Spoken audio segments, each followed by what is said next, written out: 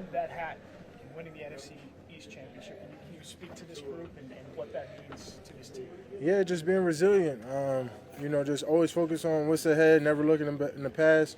And we kind of just, we just all committed and said we're just going to keep going no matter what happens, no matter what anybody else is doing. And today we're champions. The first quarter was a little shaky for a little bit of the game, and then all of a sudden you guys turned it on, it seemed.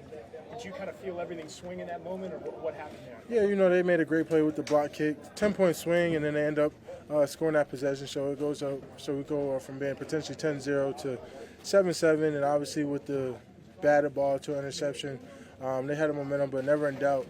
Wasn't phased. We've been there before. Got some great stops ourselves and takeaways, and was able to make some shape. We're still waiting for the next holding call, but you did get the 14th sack.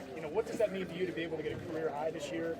It's a team game, I know, but at the same time, that's probably something that means a lot. Yeah, I prided on myself on beating 13, and it just means I'm just getting better and better. I think this year I improved in almost every aspect of my game.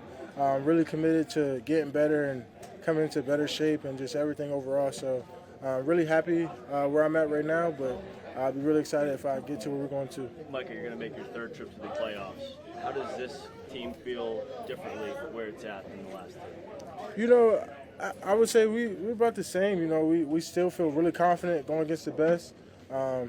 It's just all about execution and just being the best on that Sunday. Micah, obviously you keep tabs around the league. Just what do you look at with Green Bay and what that's going to present for you guys? They create a great deal, obviously, with their elite run game. And, Jordan Love, the way he's come on towards the end of the game, big fan of him. Good friend of mine. So, it's going to be a really exciting matchup, great matchup. And, Cowboys, Packers, it don't get better than that. Micah, you always talk about you want to be great. So the next month, you feel like this is where I have to show, because these games are really heavy.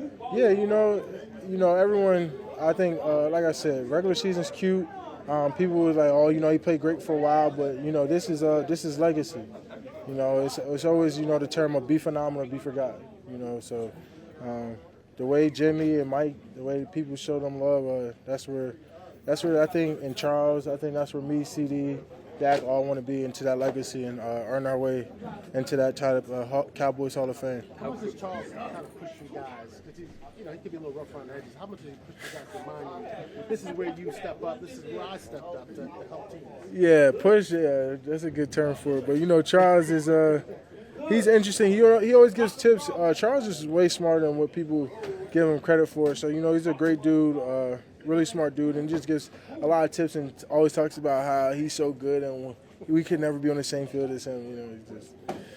That's Charles. How crucial is it to earn some home field playoff games? Obviously being at home, it's an advantage. You don't got to do with the traveling. You got all your treatment, and obviously you get to play in front of the best fans in the world, Cowboys Nation. So that always turns a page.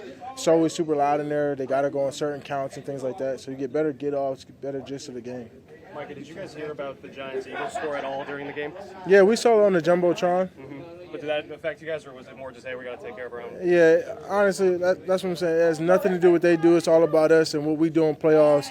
That's their own locker room, their own house. We got to keep everything in here and play with each other.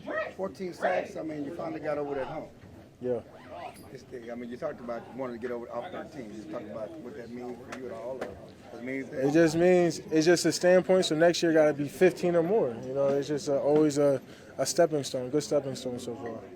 You've been to the playoffs a couple of times. How much is it now, if not now, when you think of everything all the changeover that happens year to year? Yeah, it means more. I think my rookie year, I kind of was like, man, I just can't wait to get it next year. And then obviously seeing the team dissemble it the way it did this offseason, losing some great players and friends. You turn to appreciate the teams more, value the guys around you, and know what it means for everyone and their families. That's kind of that pyramid you're talking about, be phenomenal, be forgotten. Just like it's time to be phenomenal. It's time to be phenomenal. There's no tomorrow. That's the difference,